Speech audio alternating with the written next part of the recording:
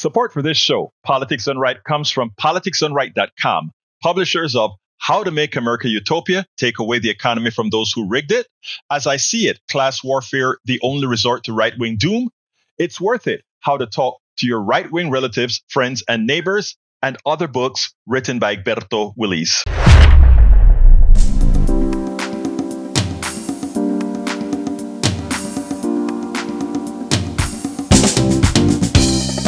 Welcome to Politics Done Right.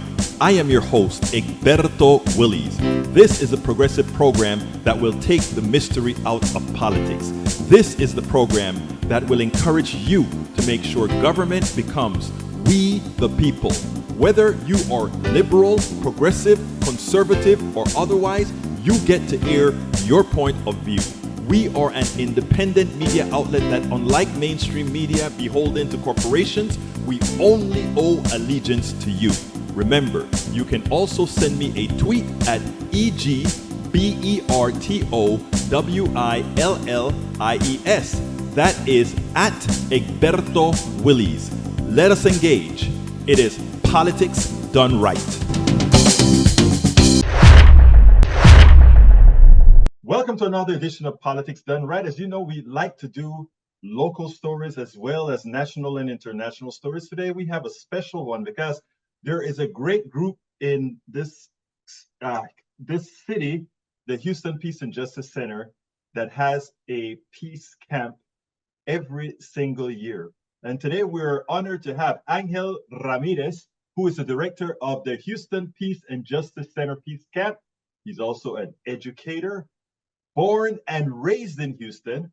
And of course, you know, he does other things. He's a writer. He goes ahead and he's an athletic instructor and all the works. I tell you what, why don't we let El Señor Ramirez tell us a little bit about himself. First, before we get started, tell us a little bit about who you are. Well, thank you, Egberto, for having me this morning. I am very pleased to let you guys know about the Peace Camp happening this summer, and also a little bit about myself. I am an educator, recently let go here in Houston. There's a lot of stuff happening in Houston and HISD. And I was one of those educators that actually was released of his duties this past year. But I'm not going to let that stop me from doing great things and reaching the masses and helping kids and helping other adults and educators just feel that peace, love, and justice here in Houston. I've been in education for I want to say about 10 years now. I started in 2015, and I actually created a class based on the concept of Peace Camp. And so my class was a social emotional learning space, and I was allowed to do yoga, meditation. I was allowed to teach kids about how to regulate their emotions, how to understand and have a vocabulary to understand other emotions, compassion, empathy, just love through art, music, dance. That's kind of who I am. I am an artist in many ways. I'm a dancer. I've been, all over Houston teaching salsa, merengue, bachata, cumbia, country and western line dance, and I get to teach the kids that too. Así que tú puedes hacerlo todo. Todito todo, así que Eso es lo que veo. Okay, so keep on, my brother. Tell me some more. Yeah, so the class that I had was, at Reda Elementary here in the Houston's North Side, and up until I said about a month ago, I was looking forward to a summer of Peace Camp, and just things changed for me, and so now Peace Camp is going to be my primary focus. I'm also in a new sort of like adventure. I'm getting certified through the Breathe for Change organization to be a yoga meditation and mindfulness facilitator. So I'm getting certified in yoga, which is a new love of mine. And I'm also going to be certified in sound healing through sound bowls and tuning forks and, those kind of things to sort of help people find that peace and that ability to want to heal and to just feel the good vibrations. And that's what I'm all about. I'm just about good vibes and connecting others to those vibes. So Well, it seems to me that the Houston Peace and Justice Center has just the right person directing our peace camp that's held yearly. Why don't you tell us a little bit about what you're going to be doing in peace camp? I tell you what. First of all, why don't you tell the audience what is peace camp and how they can actually and who qualifies to be a part of peace camp and how they can be a part of it. absolutely. So Peace Camp is happening this summer. We've already had one camp that was held in South Houston at the Servants of Christ church, and we are now looking at having two more in July, and that's why I'm here. We actually would love to invite you and anyone who is listening to be a part of it. We're going to have the July dates are coming up. I'm trying to pull them up right now on my phone because I have that information right in front of me. Excuse me. So yes, so that was July 8th through the 12th. So that's Monday, Tuesday, Wednesday, Thursday, and Friday. It's going to be held at the Houston Mennonite Church. And where is that? That's going to be basically off of I-10 and Wirt Road, so in the Spring Branch area. That's like not far from IKEA Houston.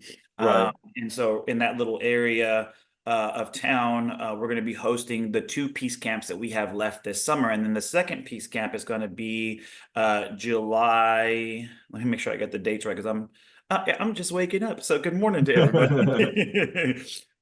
July 20, looking at my calendar really quick, my phone's acting really silly now. July 22nd through the 26th. And that's going to be actually a teen camp. The first camp is going to be for what I call the littles. And that's going to be anyone from going into the first grade to sixth grade. So those children that are going to be participating that are in first through sixth can be with us there at camp from July 8th through the 12th. And then the bigs or the teens are going to be from the 22nd to the 26th. And that's anybody from seventh grade to high school seniors.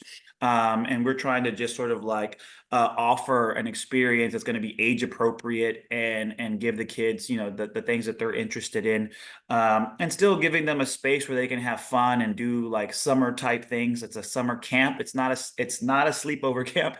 It's basically you bring the kids over at around 8:30, 9 a.m. We get them a little breakfast snack, and then we just start our day. And our day is composed of these different type of themes and topics. Last camp, we talked about seeds of change and how we have to see ourselves as seeds of peace, where we're going to basically plant little seeds, and as we grow into our beautiful flowers and trees that are ourselves, we're bringing about change through peace, justice, environmentalism, talking about, we use, anything from music, popular songs to introduce kids to these concepts. And then we go into, activities. We had a beautiful experience learning about gardening and learning about how seeds themselves germinate and become flowers, and what we have to do in our part, as far as gardeners go and growers, to help that growth. And then we kind of use that as the symbol to talk about us growing in our understanding to change things. And so anything from what it means to stand up for, the rights of others and yourself, how to be a peaceful person and to basically find that inside of yourself. And then we just also did games. I'm a big kid. I love to play, so we're definitely going to have lots of fun stuff like, frisbees and soccer, and it's really hot. So we figured out a way to do all these things inside, so that we can definitely take care of ourselves and take care of the kids to make sure no one gets, sucked up by the sun and all of its heat because it's so hot here in Houston. Well, I tell you what, let me just, for the people that are listening, let me just say there are going to be 2 weeks of Peace Camp. The Mhm. first week is July 8th through July 12th, and that is for kids the ages of 6 years old through sixth grade. And that will be held again July 8th through July 12th. Now, it is the location for that is 1231 Wirt Road. It is 1231 Wirt Road. And you can sign up by going to hpjc.org. That is the Houston Peace and Justice Center website. It's hpjc.org. On the front page, it's the first thing on the page for you to go ahead and click to sign up for Peace Camp.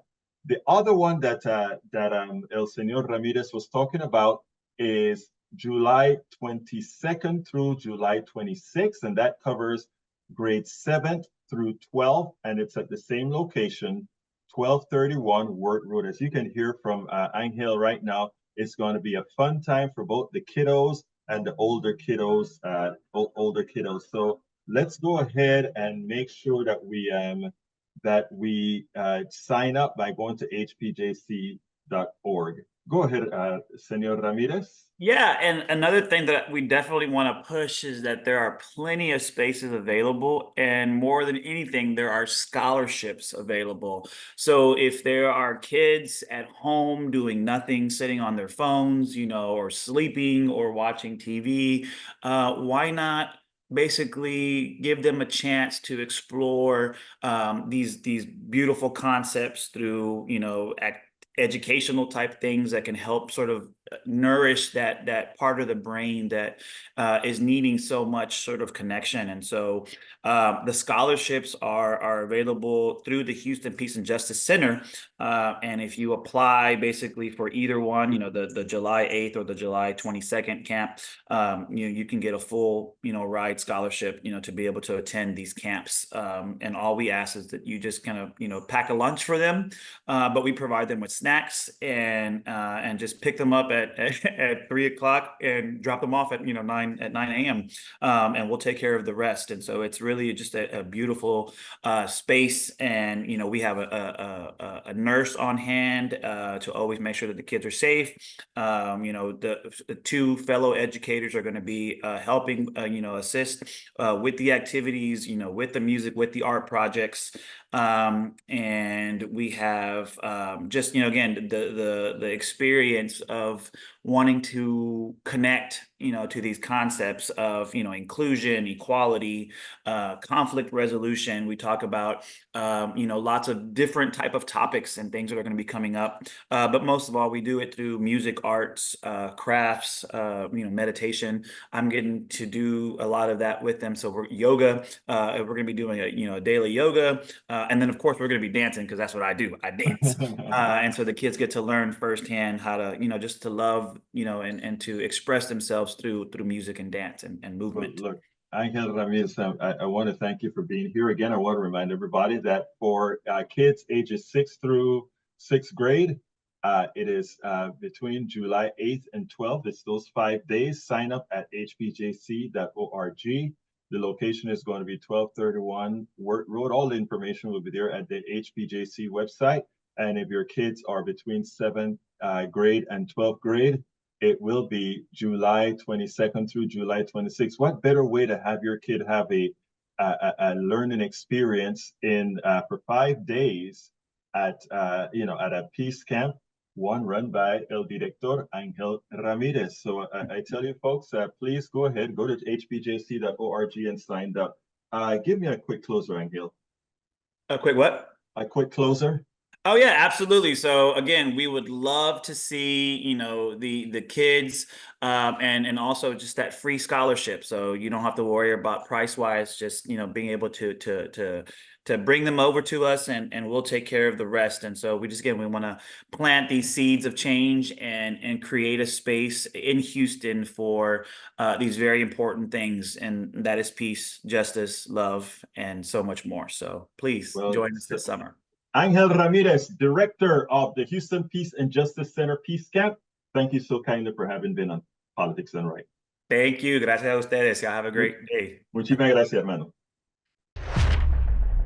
Today, we are honored to have a special guest, someone that has been with us before under a different title. We have Jerry Ashton, founder of End Veteran Debt, a 501c3 private charitable foundation.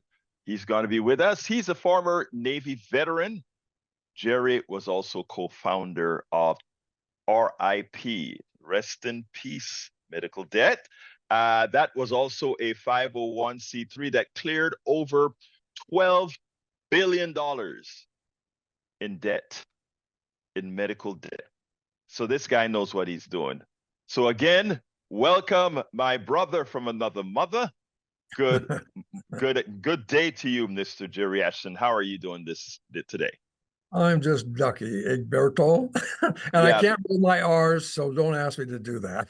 Well, I mean, I think you made a good attempt at that, and you did a good job. But anyway, look, I don't know if you are ever going to say, I'm going to settle down. It seems like you're always moving forward. You're always doing something. You're always helping folks out.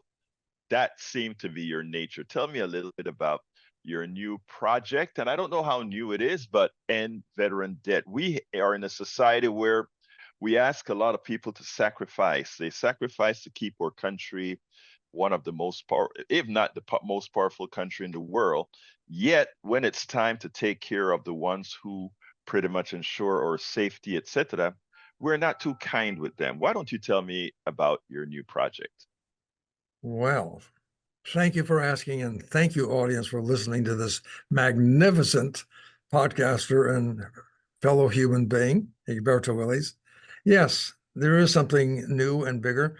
What happened with RIP Medical Debt, if you remember, I and a friend by the name of Craig Antico wandered into Occupy Wall Street back in 2011 and became intrigued with the messages we heard there. We were a couple of former debt collectors ourselves.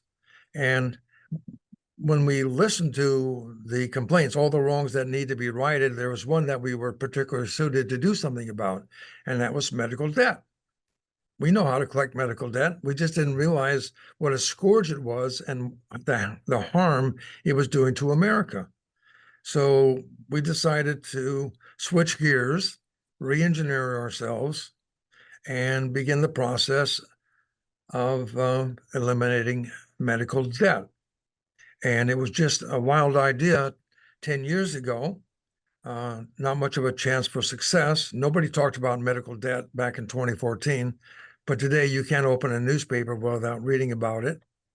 And that's because of what we started, just because we were touched. Just like I'm hoping that your listener and viewer will be touched by the story I'm going to tell you about veterans. So yeah, we walked into Occupy Wall Street as debt collectors, walked out as debt forgivers. Now I'm going to switch gears and pay attention to veterans, because veterans, even though there are about 18 million veterans in America, that comprises 6% of our population. Guess what? They account for twice as many people who are homeless, twice as many people who commit suicide, twice as many people who are in various forms of financial and societal dangers. So let me ask you this: does the date June 6 mean anything to you or your listeners? I think you should enlighten us, but I think it has something to do with the Second World War, correct? I believe it does. June 6, 1944. D-Day? D-Day. D-Day. That's when the Americans and their allies stormed the beaches at Normandy in order to liberate Europe. When that job was completed and they began coming home in 1945, they were greeted like heroes. Today, not so much. Our veterans who are returning today face a much different America.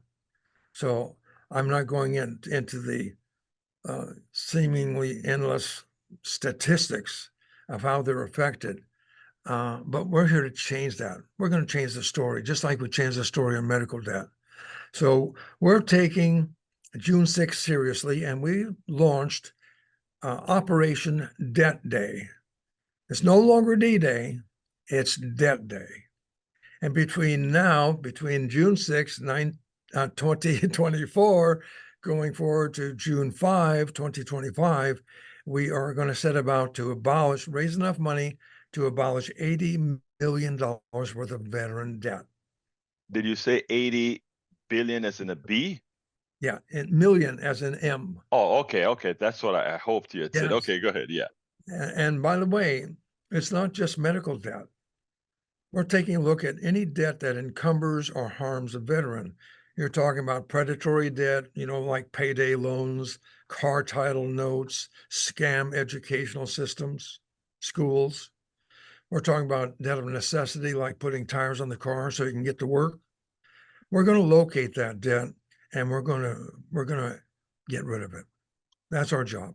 Now, let me ask you this. Are you going to be doing this on an individual per person basis, or you're going to try to aggregate this into, let's say, people from one particular debt collection agency has all the data for this group of folk? Or is this going to be people put in requests to your company, your 501c3, or how's that going to work? Now, let me explain how debt buying occurs. First of all, very few people know that their debt, medical debt, payday loan, credit cards, when they are defaulted on and the creditor can't get their money, they'll sell that debt to a debt buyer on the open market for pennies on the dollar. When they have that debt in their possession, they then either begin the collection process or they sell it out to other collection agencies who then pursue you and me for the full amount. That's as bottom feeding as you can get. Mm-hmm.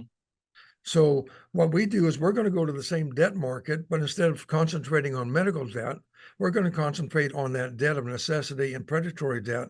And we're going to compete with the collection agencies and we're going to buy it. And once it's in our control, then we're going to forgive it. Now, by the way, I teamed up again with Craig Antico, going back in time and pushing it forward. He has a company called ForgiveCo, which is a public benefit corporation that he started in order to approach the problem of debt in particular. So he and I got together and I said, Craig, let's you and me work just on veteran debt. Do debt of other kinds with other people, but let's take care of veterans. And he is now partnering with me, he and his son, Eric Antico. So we're pretty happy about that. So what does that mean to somebody who's listening? No, you can't write to me and ask me to forgive your debt. But I will want you to write to me because I'm going to connect you with local charities that can. You see, work as a foundation, as opposed to a charity. When we bring money in, we can put that money out to individual charities that work with us, or we can just do the work ourselves. But this is a national and local approach, thinking globally, but acting locally. So we're partnering with 80 different organizations, veteran, civilian, anybody that has a care about veterans, and each one of them we're going to co-fundraise so that in their area, which is getting to your point, in their home state, we're going to have them with us raise enough money. And by the way, that's $50,000 to buy $1 million worth of veteran debt and then forgive it, sending letters from us to the people whose debt has been forgiven and say, guess what? You'll never hear from a bill collector again. And by the way, before I forget, endveterandebt.org. That's where you got to go to help us. And veteran are plural or singular? Veteran Veteran, and debt is DEBT, and nveteran.org. I will have that in the blog post accompanying this this podcast. And by the way, this will be aired on KPFT 90.1 FM Houston and likely throughout the entire Pacifica network. Now, here is the question. Now, this is a service that there are two things that I think you need. One is the people that need help and the people who are willing to help your organization buy the debt at pennies on the dollar so that it can actually be forgiven. Because as you get income in, you're buying that debt not to go after somebody, but you're buying that debt to forgive it.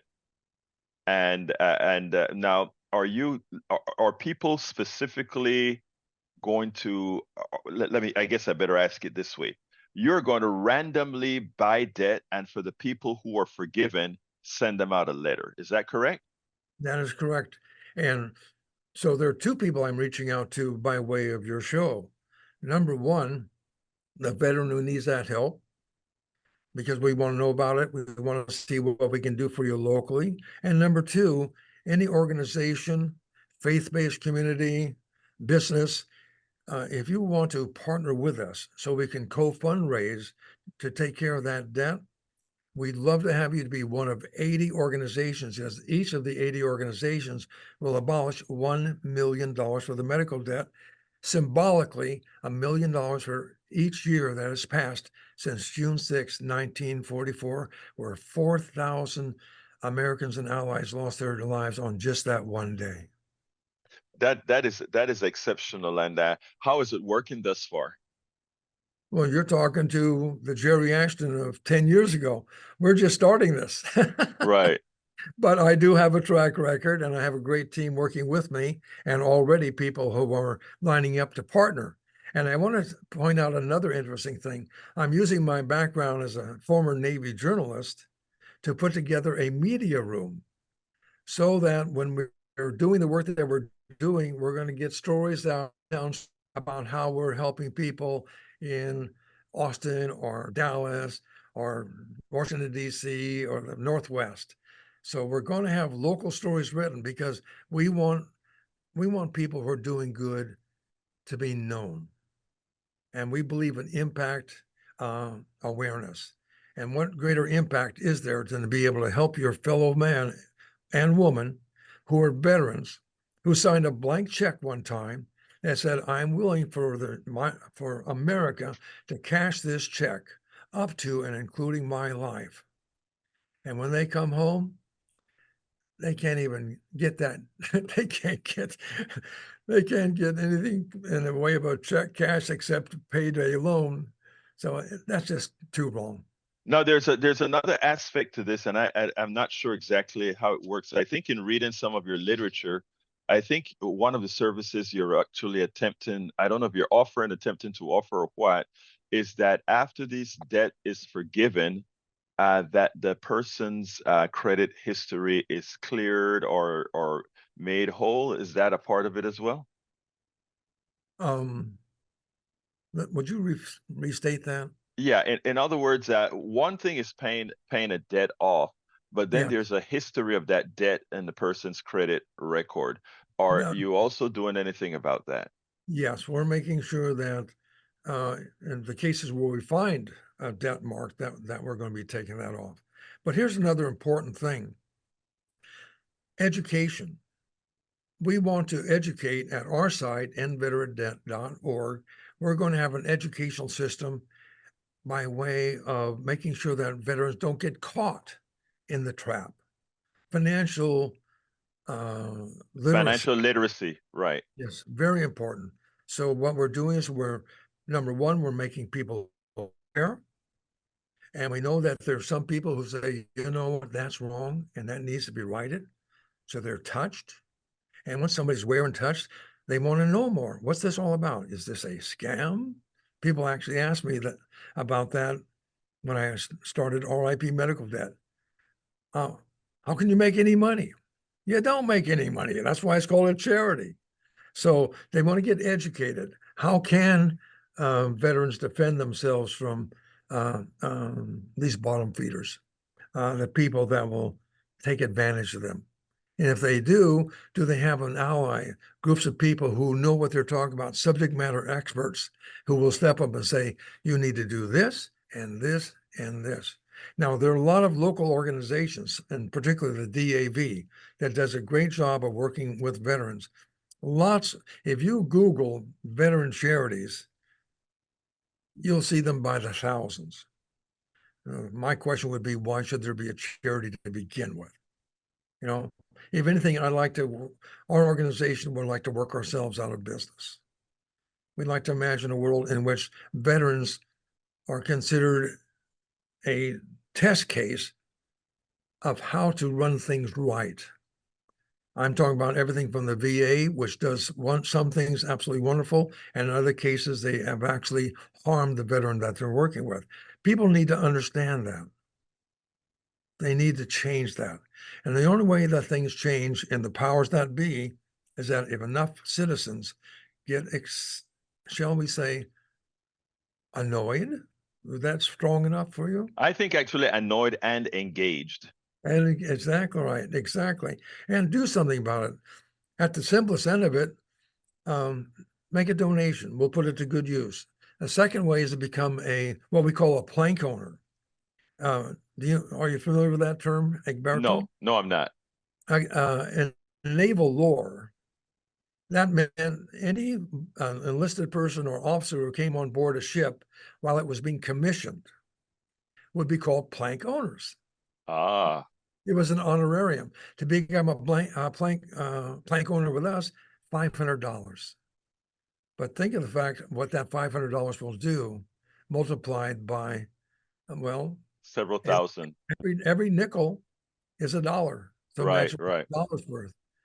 So if you will do that, that will be great. And of course, we're looking for people who want to work with us in Operation Debt Day, so that someday we'll have an Operation Undebt Day. That we can all live toward that operation on that day. Well, my dear friend Jerry, tell me something that I should have asked you that I didn't. I think you've done a great job. I guess I would like to bring up the fact that money is not the root of all evil. Debt is the root of all evil.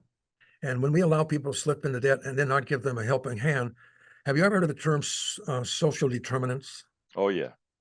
Yes. A social determinant is anything upstream from an incident or an accident that contributed to that incident or that accident. For example, if you're living in a food desert, or if you're living in a transportation desert, that will affect your health. It'll affect your ability to get to a job. Are you aware of the fact that debt itself is a social determinant of suicide? Yes, yes. We want to get rid of two things: their debt and eliminate and reduce the amount of suicide. If you get rid of the thing that determines further action, then you solve the problem of further whatever would have come from that said bad action. Excellent. Well, look, Jerry, it's always been a pleasure speaking to you. I have a whole lot of respect for the work that you do. Thank you for the work that you do, and please keep doing the work that you do. It is invaluable, and I'm sure just like you got a whole lot of folks out of debt with the RIP medical debt, you will also with End Veteran Debt. Thank you so kindly for having been on Politics Done Right. Thank you, and thank your listeners for learning more about this wrong that needs to be righted. Today, I'm honored to have a special person, the unconventional journalist, Sam Oser. As you guys know, I am very, very specific about having independent journalism taking over the sphere in this country. As we know, corporate journalism simply doesn't cover the things that need to be covered. Why? Because it's not in their interest. But anyway, with us again, Sam Oser, welcome to Politics Done Right. How are you doing today?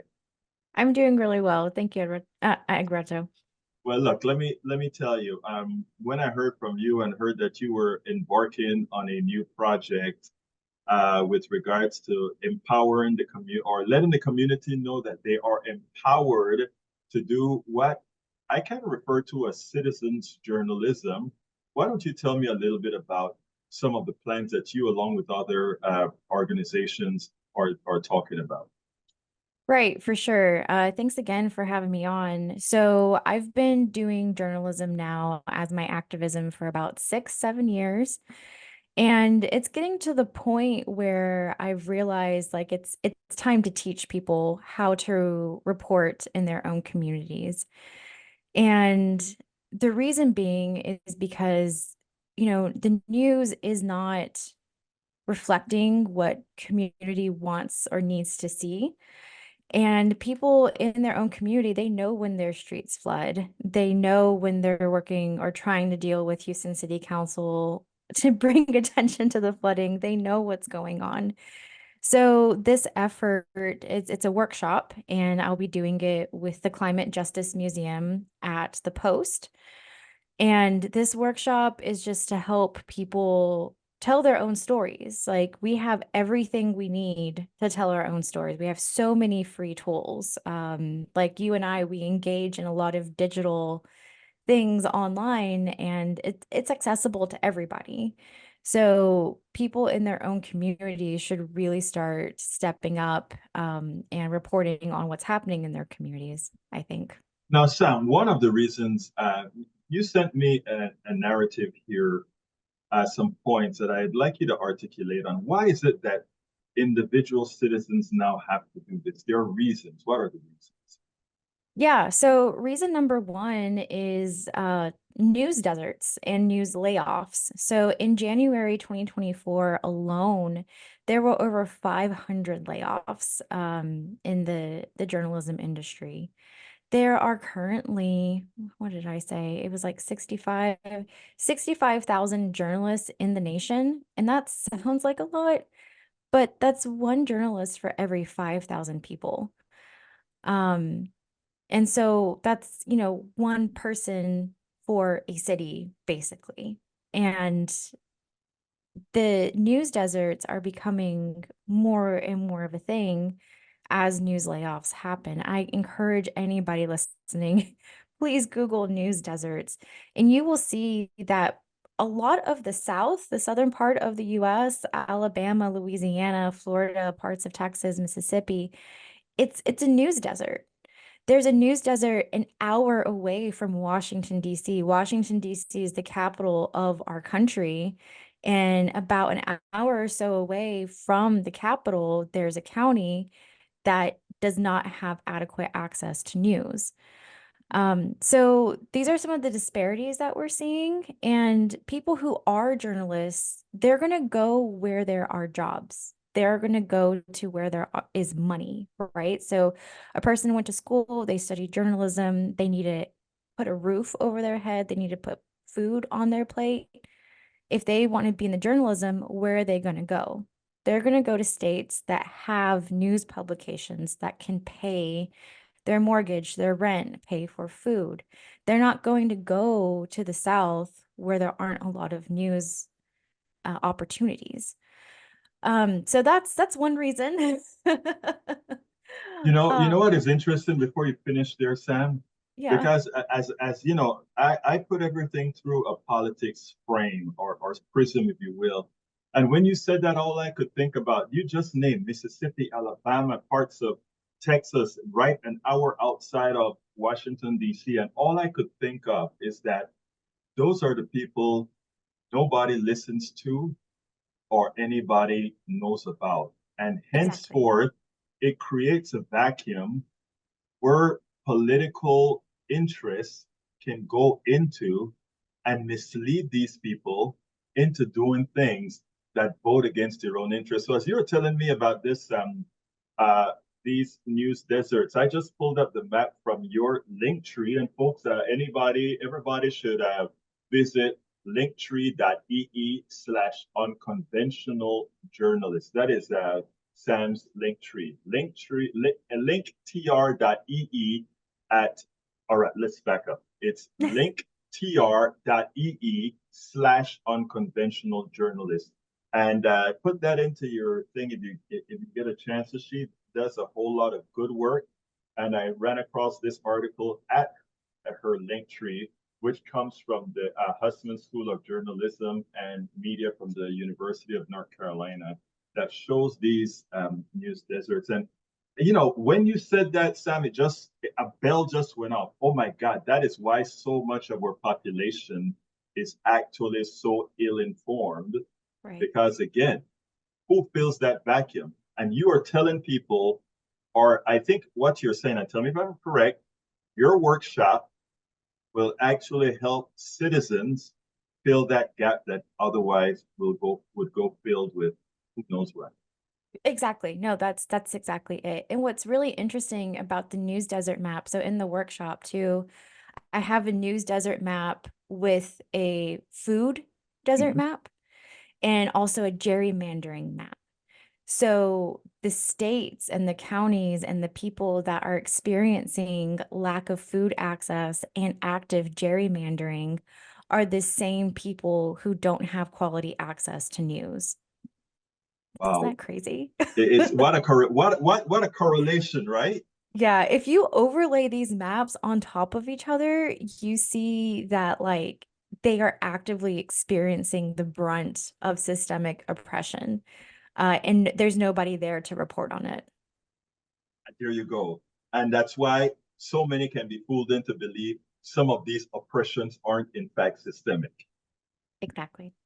You know, so tell me a little bit more about what you intend to do. First of all, tell us how people can find out about going to this workshop to make themselves good citizen journalists. For sure. So I haven't posted on my social media yet, but if you follow me at Sam the Mullet, I will post the little graphic. It'll be at the Post in July. I have 2 workshops coming up for sure. My goal is to make it monthly, to try to make it as accessible as possible. But for now, it's July 14th from 2 p.m. to 4 p.m. at the Post in downtown Houston. And then the second one is August 11th, also from 2 p.m. to 4 p.m. So that's July 14th and August 11th. And you'll have all of that on your Twitter at Sam the Mullet, right? Yes, at Sam the Mullet. Yes. Yeah, because I think let me tell you, hearing about this excites me because I constantly talk about us having to take care of ourselves. We're the ones who are going to have to save ourselves. We can't expect these corporations who own these entities to come out there and fill the void. And what you're doing, I think, is invaluable to ensure that people know that first of all, they have agency in this and that they can make a difference. So why don't you talk to them, let them know what needs to be done. And like the thing is too, is, we live in Houston, Harris County. I'm not sure where your audience is, but I'm sure it's around here. And I'm sure some of y'all may be thinking like, well, we have the Houston Chronicle, we have Houston Public Media, we just now got Houston Landing, we have Community Impact, we have all these various sources. But when you look at the news that's given to you, does it truly reflect what you're experiencing? First of all, I want you to ask yourself that. And then secondly, a lot of these news entities, KPRC, KHOU as well, they are driven by profit, not driven by community or community representation. Even though the Houston Landing is technically a nonprofit, they still have a board of very, very rich people. And they have to answer to how much money is coming in. And so this continuous putting profit over people, and we see this many times in our prison systems, in our healthcare, in our education, HISD state takeover, but we see it in our media as well. And so that's part of why it's important to report about what's happening in your community. And it can be real simple. I've been talking to some people about this because it's been I'm on 2 years of like, okay, I'm going to do this workshop, finally launching it. I've been thinking and talking about it for 2 years and getting feedback from people. And one of the main things that kind of puts people at a pause is they're like, I'm not articulate, I'm not educated, I'm not a journalist. And the thing I have to say to that, and this is part of the workshop that I give, is that Western media as we know it was created by a bunch of white guys in the 1920s. I'm serious. There's this book called the Untold Story of Objectivity. It's by Lewis Raven Wallace. Lewis Raven Wallace was a corporate journalist, and he quit. And he's now part of Press On, which is a Southern journalism movement, journalism in service of liberation. He's now part of that group, and he does journalism in service of liberation now. No, it's called Undoing the Myth of Objectivity. And in his book, he researches, where did objectivity even come from? And prior to the 1900s, news was given out by different political parties. So you had socialists, they had their newspaper, the capitalists had their newspaper, the communists had their newspaper. All these different political groups had their newspaper. When we get into the 1920s and 30s, what happens? The Great Depression. People are trying to get money. So news went away from all these partisan news outlets to something being more centralized and in favor of advertising. That's when advertising models were introduced into the news media, because they were like, well, it's the Great Depression. I need to make money. So how can I make money based off the news? And they started putting ads more heavily in their papers than they did in the past. And neutrality came about because they were trying to be neutral as to not piss off their advertisers. And the thing is too, like, these white guys who created this form of journalism in the 1920s and 30s, we have to keep in mind that they were probably racist, probably transphobic, homophobic. If they were stewards of newspapers in the South, they were probably in the Klan, to be honest. And so this is what kind of seeded our current form of Western media. And again, Lewis Raven Wallace, Undoing the Myth of Objectivity, he did a bunch of research and he writes it all down about the history and where we are now.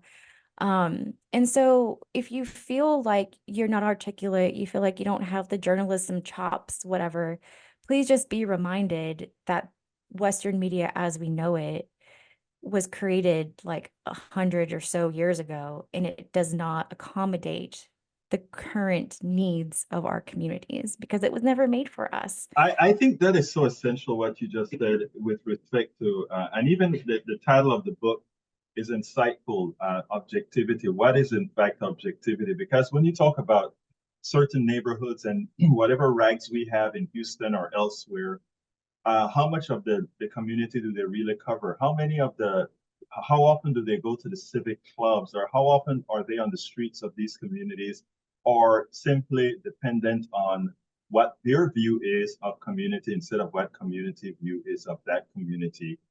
So who's better to tell that story than those who partake of it? And if you have a workshop that is able to tell folks how to bring their reality, and I think that's why social media has taken off so well, because it gives us the ability to see how just about everybody who has the chops to just go out there and say, I'm willing to put my life out there. I'm willing to put our activity out there, an activity that wouldn't have gotten covered before. I tell you, Sam, I get so many stories off of TikTok or Instagram, and I put it out there. I've contacted so many lawyers and some rappers, different folks. I've just going through my TikTok and I said, oh, wow, I didn't know that. Let me contact this person and learn more about it and put that on, write an article about it. Sometimes put it on the radio, sometimes put it on video. I mean, it's just, I think this is needed. And I think giving folks that structure, giving folks that ability to learn some of your journalistic skills and how to apply that to their yeoman's, whatever it is that they're doing, I think that is where we need to go, because we can see right now that corporate journalism just ain't going to cut it. Yeah, and the thing is too, is like journalists, they're going to go where their job is. They're going to go where their money is. So if you have a journalist coming into Houston and they're from up north because they couldn't find a job up there in journalism and they found a job at the Houston Chronicle, where are they going to live? most of the journalists I know that have moved from out of state live in the most gentrified areas of Houston. Exactly. Yes. You Yes. know, they're not in touch with the day-to-day Mhm. of the community because they're truly not part of it. And it's not their fault, right? Like a lot of people come in with good intentions and they're trying, but sometimes if you're moving too fast, how can you be boots on the ground in a community you're not even part of? Exactly. So like there's that layer of it, and oh, there was another part. But that was like the main thing I wanted to say because Right. like you're in your community, you know what's there. And we Right. have all these different tools, and oh, yes, I wanted to say like also my workshop, like it does cover some basic elements of journalism, right? You can report on your community, but you can't say things that are false. Right. Right. Make sure you fact check yourself. It's like when you're arguing with your spouse or arguing with whoever, you want to make sure your facts are straight. And that goes for journalism in general, whether or not it's citizen journalism or whatever. So even though Western journalism as we know it was created in the 1900s out of the Great Depression, fact checking is still valid. Right. So I'm not saying like throw everything out the door, just throw your insecurities about not measuring up out the door. Right. Well, look, let me tell you, Sam, give me a closer. Give our audience, first of all, tell us a little bit more about your workshop. How can they get in touch with you? And give me a good closer. Alrighty, so the workshop I've been doing on and off for about a year or so. And I finally have come to a head with it. And the Climate Justice Museum has agreed to let me do this workshop in their space. They currently have their space at the Post in downtown Houston. The Post is the new fancy post office with all the restaurants. And so, in tandem with the Climate Justice Museum, I'm going to be putting on this workshop in this space. Right now, it's all physical. I'm not having any online ones because I'm really just trying to tap into who's here, who's around me. But if it is something of interest for it to be online, if you message me at Sam the Mullet, whenever you follow me, if I gauge that there's enough interest for online workshops, we can definitely go that route. But for now, the 2 workshops I have planned is July 14th from 2 to 4 p.m. at the Post, and August from 2 to 4 p.m. also at the Post in the Climate Justice Museum space. And we're going to be covering a couple of things. We're going to be covering what is community journalism, why is it important, the basics of journalism, and then at the end, we're going to brainstorm story ideas so that way you can leave with ideas on what to write on going forward. You have been listening to the unconventional journalist, Sam Oser. Sam, thank you so kindly for having been on Politics Done Right. This is definitely something that we need. The question is, how long is America, those who support Donald Trump, going to allow not only Donald Trump to fool them, but for the folks who know who Donald Trump is to also fool them just for the sake of implicit power, a power they're not yet sure that they have, but a power that they want to be there in case it is realized. Senator J.D. Vance, Republican of Ohio, Governor Doug Burgum, Republican of North Dakota, Marco Rubio, Republican of Florida. These are guys that purportedly, as of today, are in strong contention to be Donald Trump's VP candidate. The problem is that these guys had or wanted nothing to do with Donald Trump, because in the case of Rubio, he always knew Donald Trump was a con man, not to speak about what he said about many, many times, little Marco, etc. Then there is Doug Burgum. Doug is a businessman, and he likes to have a phrase where he says things like, you lie with dogs, you rise with fleas. He didn't quite say it that way. You'll hear what he had to say. And then, of course, there's J.D. Vance. J.D. Vance said it in no uncertain terms. So look, folks, listen to this. I want you to hear just a snippet of what these three candidates or these three politicians thought about Donald Trump. Then we'll take it on the other side. I'm a never Trump guy. I never liked him. Would you ever do business with Donald Trump? I don't think so. Why? I just think that it's important that you're judged by the company you keep. There is no way we are going to allow a con artist to take over the conservative movement, and Donald Trump is a con artist. So now, folks, these guys in the days when honesty meant something to them, they were bona fide, honest conservatives.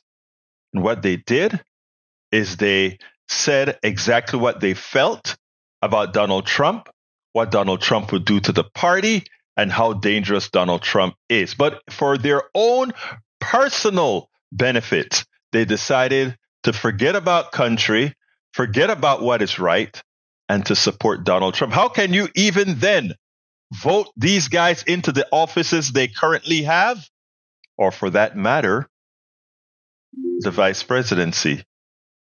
Folks, let's use our heads. Let's stop being played, because that's all this is all about. That Donald Trump, along with all of his political sycophants, they just want to get into power, and you will pay the price. Support for this show, Politics Done Right, comes from politicsdoneright.com, publishers of How to Make America Utopia, Take Away the Economy from Those Who Rigged It, As I See It, Class Warfare, The Only Resort to Right-Wing Doom, It's Worth It, How to Talk to Your Right-Wing Relatives, Friends, and Neighbors, and other books written by Egberto, Willies.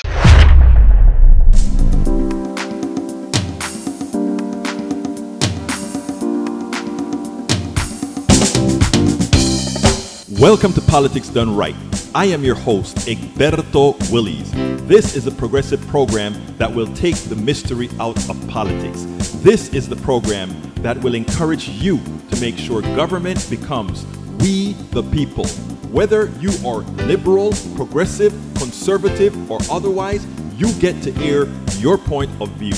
We are an independent media outlet that, unlike mainstream media beholden to corporations, we only owe allegiance to you. Remember, you can also send me a tweet at EGBERTOWILLIES. That is at Egberto Willies. Let us engage. It is Politics Done Right.